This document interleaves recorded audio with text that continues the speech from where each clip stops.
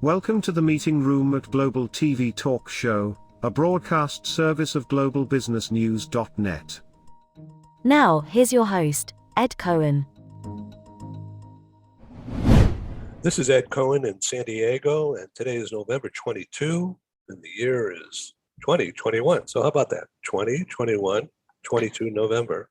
And our special guest today is Christine Caldwell in Houston. Welcome.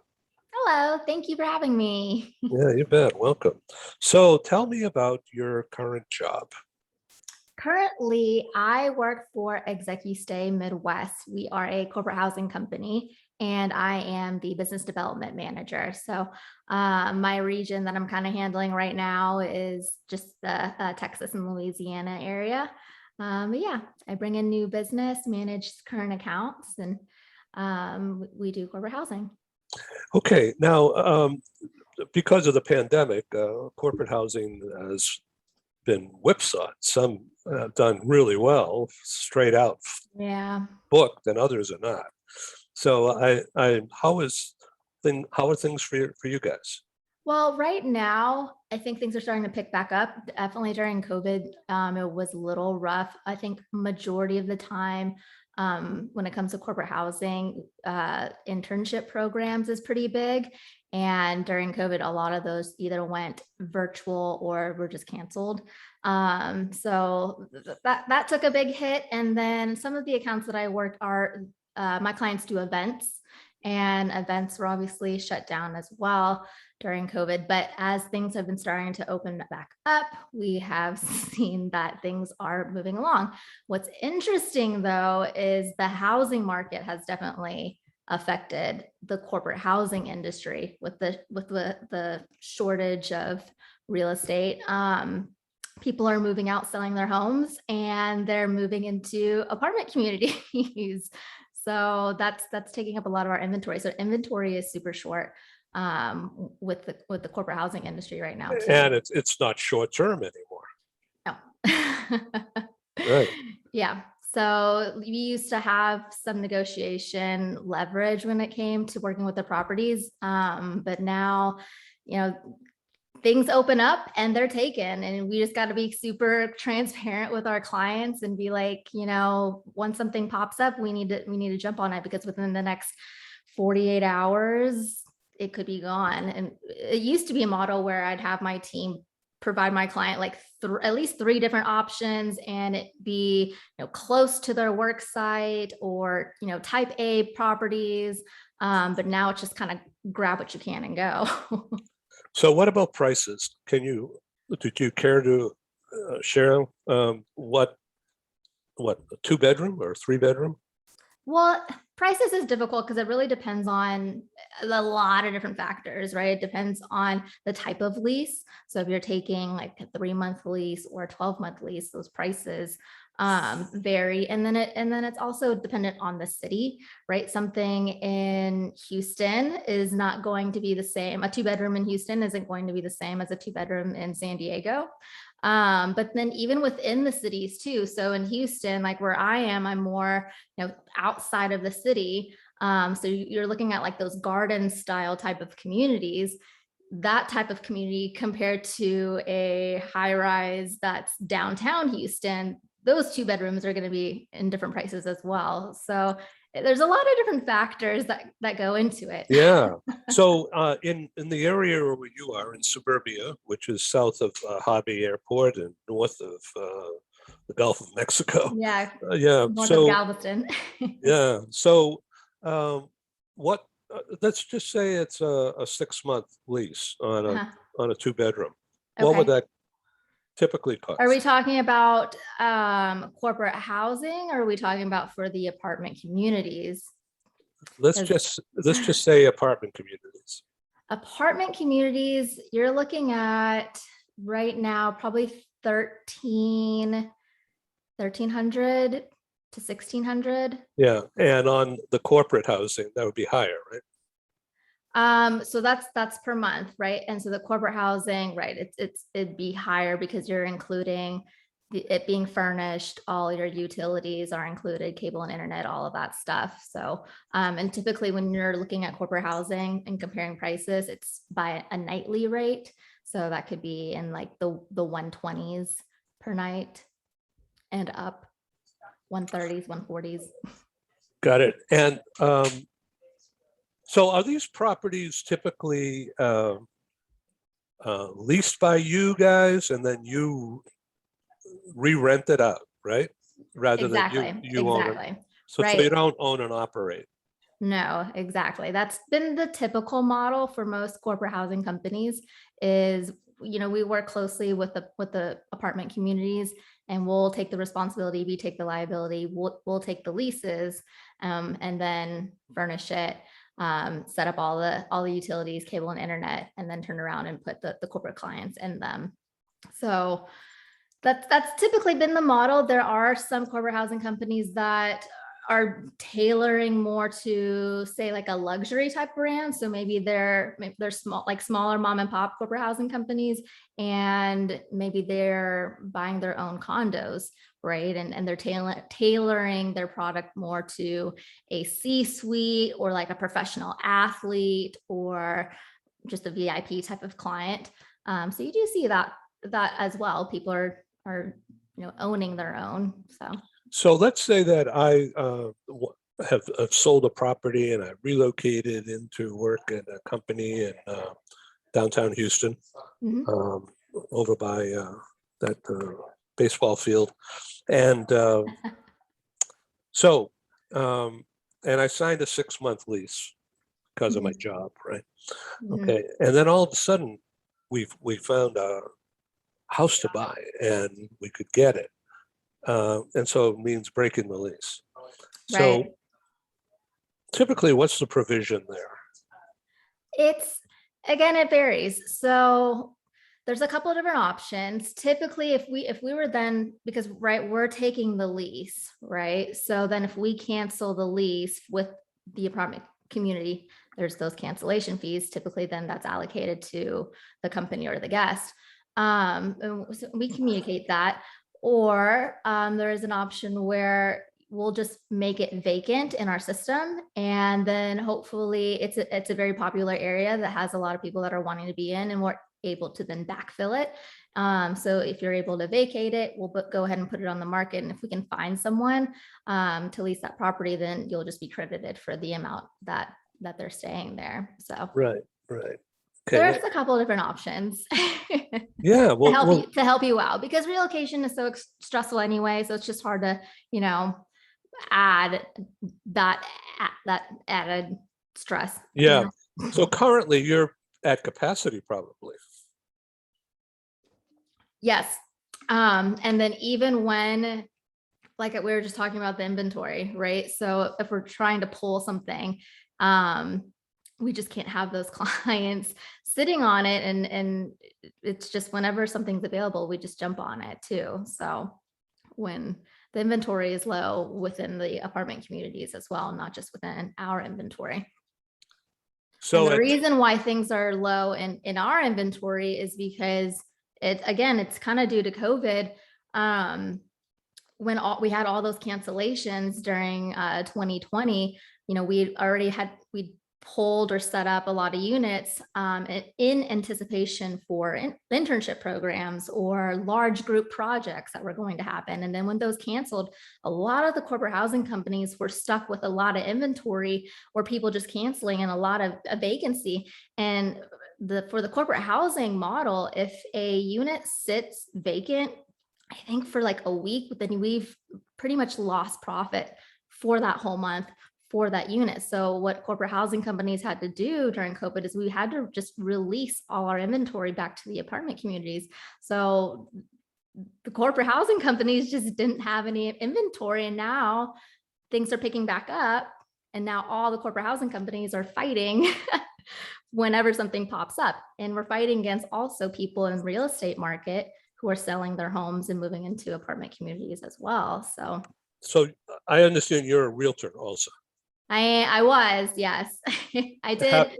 New construction development though, so it's a little bit different than just regular residential sales. But I was able to do that with my developers as well. Have you maintained your license? I tried. So I had it in Nashville.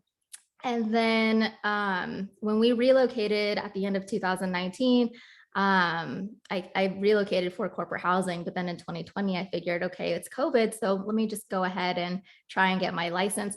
But it's so hard to do things online. It's so much easier to be in person and learn and do those courses. So I have all the books, I have all the material, but I haven't gone through the course and gotten my Right. Texas license. So Right, right.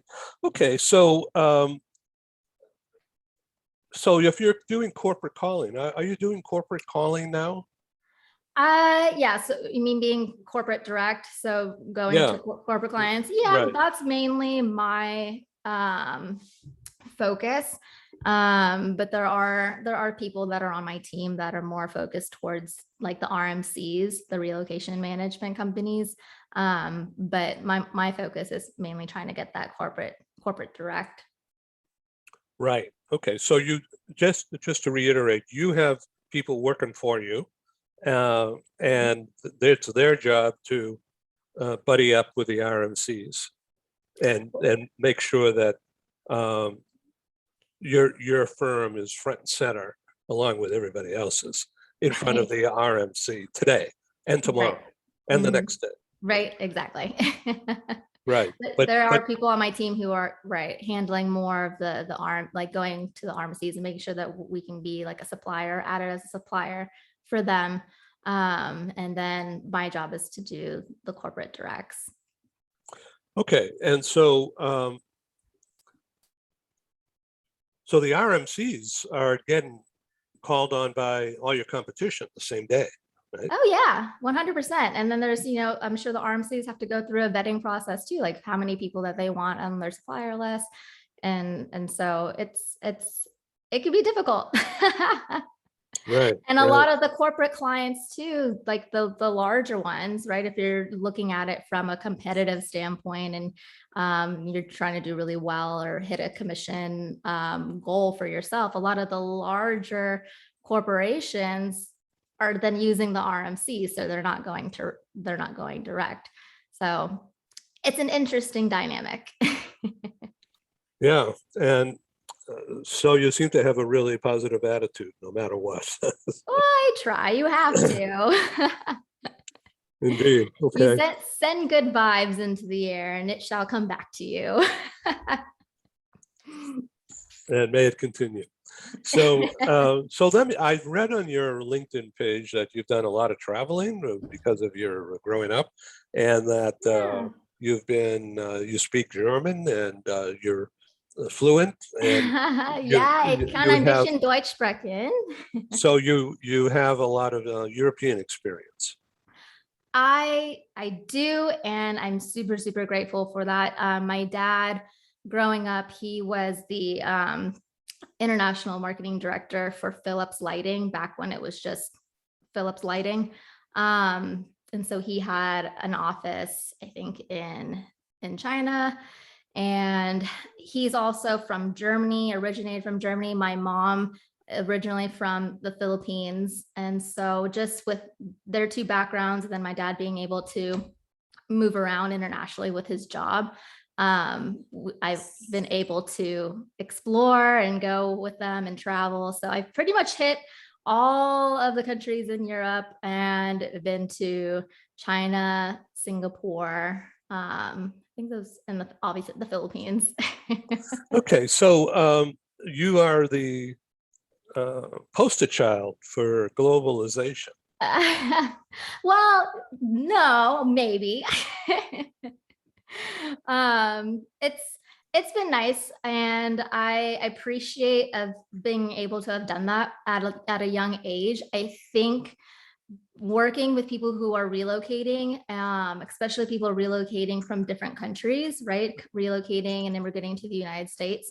That has definitely helped me be able to, I guess, communicate in a way that with compassion and grace and understanding. When you're dealing with different cultures, and if you hadn't dealt with them before, it can be a little bit difficult. There's, different cultural variables, language barriers as well. So I think that's definitely helped me have a little bit of grace and compassion when you're dealing with different people from different cultures.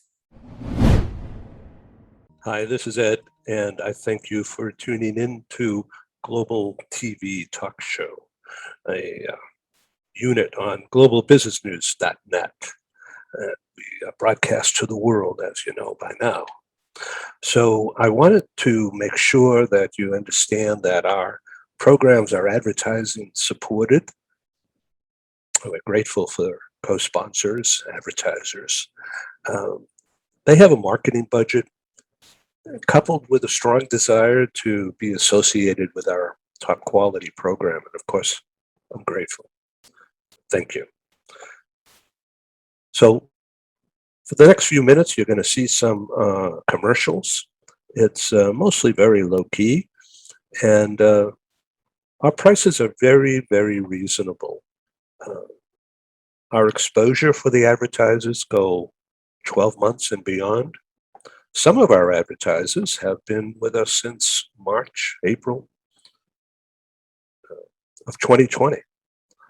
And Google Analytics has tracked over 125,000 what they call audience page views, which means you looking at this page, that's a page view. Now, if you happen to go to one of our other shows or to our radio broadcasts or to our newspaper or magazine, those become additional page views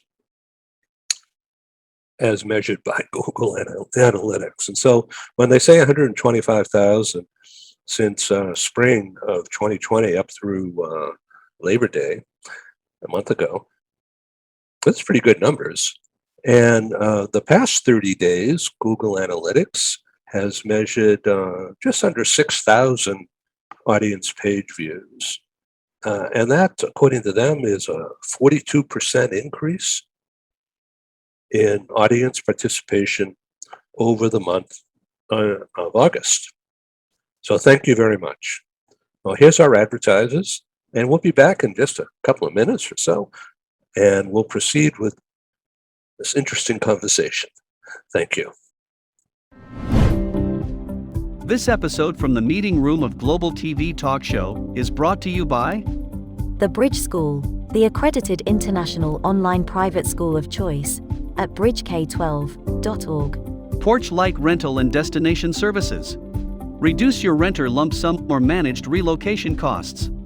Visit them at porchlightrental.com. And by airs.com. With our full range of services, we can help design and manage your international relocation. Find us at airs.com. Primestone Partners, featuring corporate, government, and developer housing solutions, as well as senior level advisory services. Find them at primestonepartners.com. And by International Auto Source. We are the vehicle experts for expats, featuring all major brands of automobiles with flexible solutions and financing. On the web at intlauto.com. Become a global player in your field. Cross Culture to Go provides virtual support for your global business and career success. We can help you thrive in 140 plus countries and markets. On the web at crossculturetogo.com.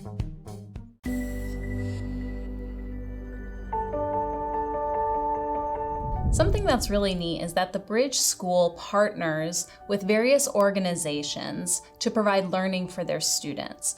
For example, we partner with a major ballet company, and we are able to enroll several of their students into our school. So now not only is the student able to participate in a school and have a seamless transition while they're very active in their ballet career, but now they have other dancers that are with them that are doing some of the same courses. So it's almost becoming a camaraderie where they're taking similar courses, they're working together on their ballet, and really being able to form this great partnership with these organizations to provide a needed service.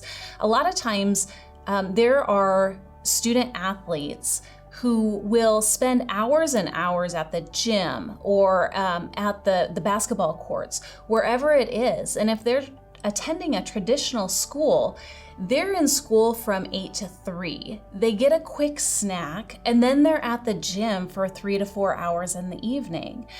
Coming to us and having that partnership, they're able to break that up throughout the day. They can have a morning practice, get some schooling in, have an afternoon practice, finish their schooling in the evening. So there's that flexibility. And additionally, if there are tournaments or performances, it's fantastic because if there's a week where they have shows straight through, they can take that week off of learning and then pick back up when they're done. So it offers this great flexibility. And for the program owners of these sports leagues, it is a win-win situation for them because they see this need. They see this need that their students need to make sure that they are obtaining the grades necessary to be successful adults in our country and in other countries. But it provides them an environment where they can be successful at both.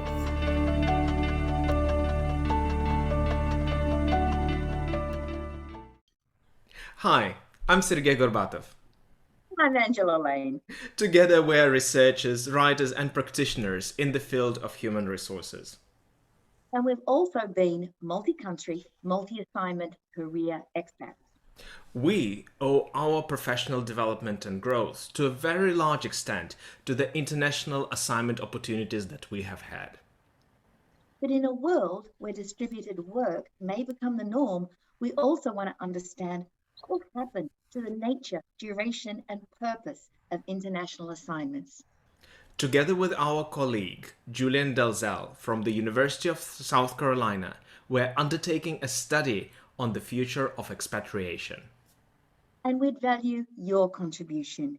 You can participate in this important study by completing a simple 10-minute questionnaire. Access the questionnaire by typing in your browser tinyurl.com/expert study. That's tinyurl.com/expert study. You can also find the link here on ED's website next to this video. Thank you for joining us in this study. In return for your contribution, we'll provide you with a copy of our research. And of course, you'll be invited to an exclusive webinar hosted by ED, where we will share our findings right here on Global Business News. And so please go to tinyurl.com/expat study. Take the survey so that we can better understand the future of expatriation.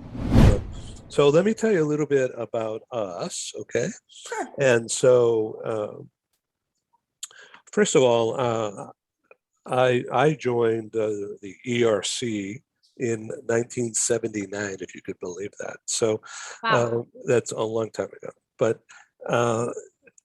I published a magazine, a relocation guide. It was actually a recruitment guide, and I didn't know what relocation was, but I learned quick. And that was called Settling in Greater Boston. And I have since sold that and took the idea and went to LA and set up California bound relocation guides. And that became the official newcomer guide of the LA Chamber of Commerce and LA Economic Development Corp. Yeah, it was fabulously successful. And our largest customers, users, buyers of the California bound professional relocation guides were the largest employers. So I went direct. And the LA Chamber of Commerce was my partner. And they were I wholesaled the books to them and they sold them at a markup. Okay. And so there was about 1 million copies sold Okay, and across about 11 years. Long story made short is that we began doing live conferences with the LA Chamber as my host sponsor in their lunchroom, which is in downtown LA in a high rise. All right. And so that was in October of 1984 was our first ever meeting. And we had over 100 people come. And we had speakers and we had coffee break where we had exhibit tables set up. But they wasn't anything fancy. It was just like a bridge table, card table set up. Right. All right. And so our speakers were the head of HR or mobility for Boeing Aircraft and Hughes Aircraft, and also Paramount Pictures, Nice. and the tax firm Ernst and Young, Uh-huh. and Bank of America, Mhm. and Apple Computer, and a few other well-known names, and a whole bunch of others who weren't well-known. But it was supported as well by vendors. Oh, nice. Yeah, and so we had furniture rental companies, and we also, as sponsors, they had a table, and we had real estate brokers Hmm. and relocation directors more than the actual realtor. Well, Real- there's some real estate brokerages too that have like a relocation department too. I've started to see that in the last couple of years as well, which is nice. So let me tell you that our biggest source of revenue was advertising space. Hmm. And the largest source of that came from relocation director realtors. Hmm. And to this day, we're still friendly with many of those people. So the relocation director role within a real estate brokerage, Uh-huh. huge I importance. think so too. Yeah, absolutely. And we're To have that. focused, I'm focusing on that right now. So Mhm. we went from 1984 to like today. I mean, it's crazy. So, but the relocation directors now do more than just deal with incoming. They deal with outgoing. They do Right. referral management, Right. and they also help the broker owner of the real estate company get more corporate direct business, Mhm. as well as market properties in a certain way. Mhm. So the relocation directors are our primary customer to this day still. Yeah. Of course, everything's changed. And so this video show that we're doing here, Uh-huh. I'm calling it Relocation TV. Woo! Okay. Welcome. And so we're rolling out a campaign. It's starting on December 3, which is next Friday. Which is, yeah. Okay. All right. And so we're interviewing one of the all-time great relocation directors, Yeah. much like what you and I are doing. Hmm. Only it'll be a laser focus on what's it mean to be a relocation director today, you know? And so, I'd be interested to hear, like, yeah, how it's changed and what's the difference between Yeah. someone who works at an RMC and is a relocation director within a specific brokerage. so that's interesting. I'll send that to you. And Yeah. we'll also send this program when it's finished direct to our long list of corporate HR and corporate talent managers, and of course, relocation mobility managers Mhm. inside companies, whether it's oil companies or whether it's Houston Astros Corporation Right. or what. Okay. Yeah, that'd be awesome. Yeah, so that's what we do is we take the shows and we distribute it. I call it intelligent marketing, right? Because to send it, you know, but you already have these people on our lists, you know, LinkedIn memberships or relocation industry memberships Mhm, or talent management things, right? SHRM. I've been a member of the national SHRM for 25 years. I've, And so I've started to look into that too. you should. It's a little That's what I've pricey. heard. It's a little pricey, but and it's really overwhelming because it's huge. But the thing is that you go in, just show up, and you make one connection, and that will lead to other connections. Well, that's the business so development relationship, right? That's It's your- precisely it. It's your network. I know you understand it. Not everybody does, frankly, but you understand it. So it's really nice to meet you, and thanks for being our guest Yeah, absolutely, of course. on Relocation TV. Okay, so now I understand you like pets and always have. Yeah, so on, if we're not talking professionally anymore, then on my personal side, so I foster dogs. It's a huge passion of mine, and I think so far I'm well over 100. But that's just something that I've always done, and I have 3 dogs of my own.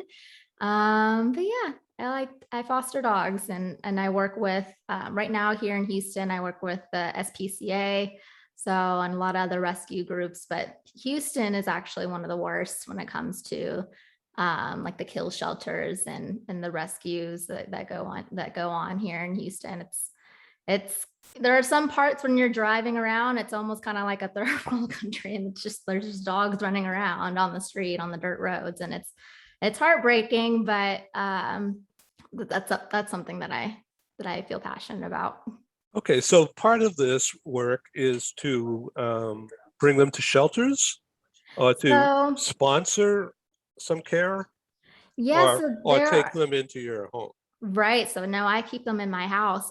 A lot of the rescues that I work with here in Houston, majority of them transport these dogs out of Texas. We don't want them anymore in Texas. We don't want them to grow up in Texas. We spay, neuter them, and then they're transported up north, mainly up north. So a lot of the time, the dogs that I get, I just have them for about 2 weeks. I get, or even less, or even like a weekend, have them for about 2 weeks. They get all their shots. They get neutered, spayed if they're not. If there's any medical situations that we need to handle, we handle it. And honestly, by the time that 1 week mark, once they start posting it on their own social media sites, that dog is pretty much already adopted, and I'm just technically babysitting it here in Houston until it gets put on a truck and then transported up north to its new home. So there's never really, a lot of times people are like, oh, I don't know how you do it. I would just keep them all. Well, yes, but most of the time, the dogs that I'm getting, they're already adopted. So it's just me providing a home for them, like a home type environment for them until they go to their new home up north. So your current resident dogs have to deal with these incoming. So how do they get along?